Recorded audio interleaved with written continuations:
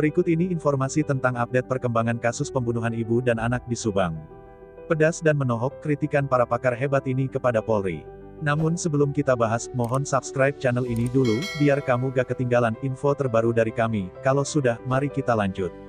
Sejak kejadian pada tanggal 18 Agustus tahun 2021 lalu, kasus pembunuh ibu dan anak di Subang, Jawa Barat, hingga hari ini Minggu tanggal 14 November tahun 2021 belum juga terungkap. Polisi belum ada tanda-tanda akan mengerucutkan sebuah nama yang diduga kuat sebagai pelaku utamanya. Penyidik masih bekerja keras berupaya meng-cross-check dan mengumpulkan bukti-bukti. Kondisi itu telah mengundang keprihatinan sejumlah pakar untuk ikut menanggapi, memberikan masukan dan mengkritisi kinerja penyidik dalam kasus pembunuh ibu dan anak di Subang.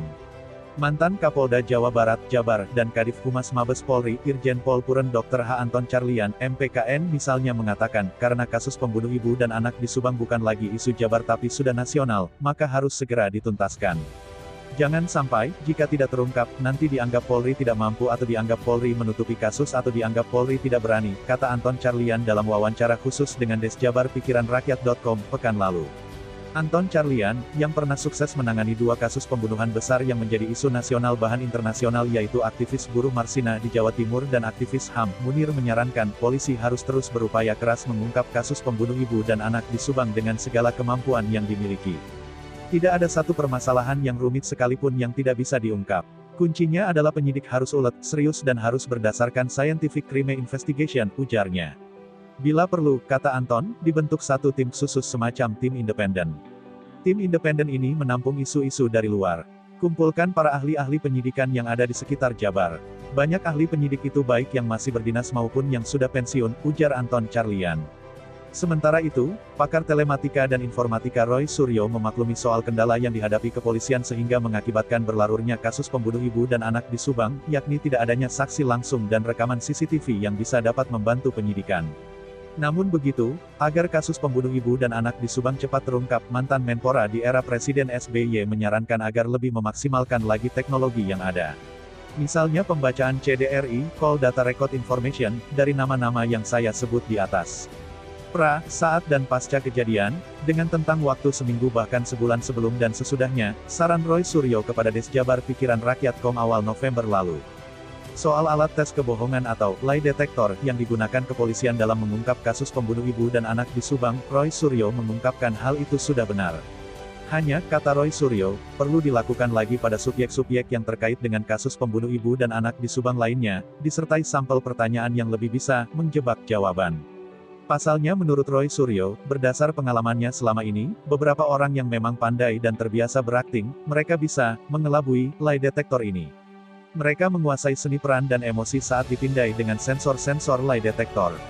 Harus lie detector yang canggih, bukan yang hanya mengandalkan sensor nadi saja, kata Roy Suryo.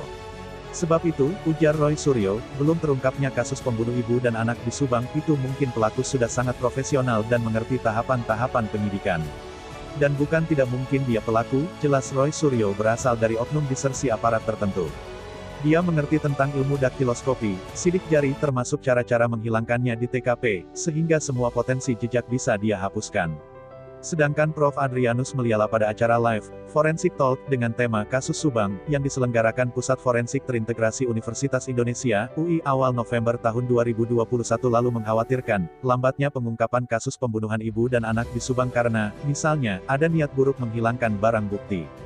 Atau ada skenario, yang ujung-ujungnya orang yang tidak bersalah dipersalahkan dan orang yang salah justru bisa bebas, ujar pakar kriminologi dan kepolisian itu.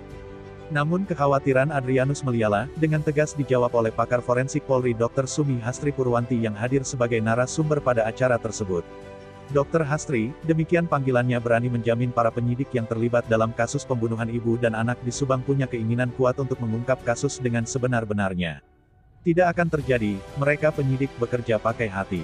Benar-benar ingin mengungkap sampai tuntas. Saya yakin 100%, kasus pembunuhan ibu dan anak di Subang akan terungkap, kata Hastri. Pakar dan praktisi hukum dari Bandung, Dr. Heri Gunawan mempunyai pandangan lain tentang lambatnya pengungkapan pembunuh ibu dan anak di Subang ini. Menurut dia, sulitnya pengungkapan kasus pembunuh ibu dan anak di Subang itu karena memang sejak awal penyidikan, penyidik sudah berstatemen bahwa pelakunya orang dekat. Maka, penyidikan pun berkutat pada orang-orang itu saja.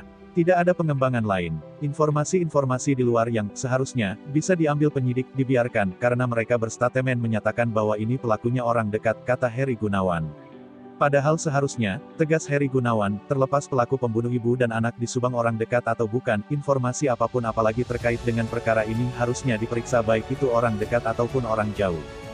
Jadi ini jadi kusut, ruwet berkutat di situ-situ juga karena berpikirnya orang dekat. Maka begitu muncul banpol saja, ini jadi semacam tanda kutip penyidik seolah-olah tidak menerima gitu loh. Keterangan ini gitu loh, ujar Heri Gunawan. Nah gimana pendapat kalian? Terima kasih sudah mampir di channel kami tim kru redaksi yang bertugas mengundurkan diri, semoga terus diberikan kesehatan amin, serta pelaku Subang semoga segera ditetapkan siapa pelakunya, amin amin ya robbal alamin.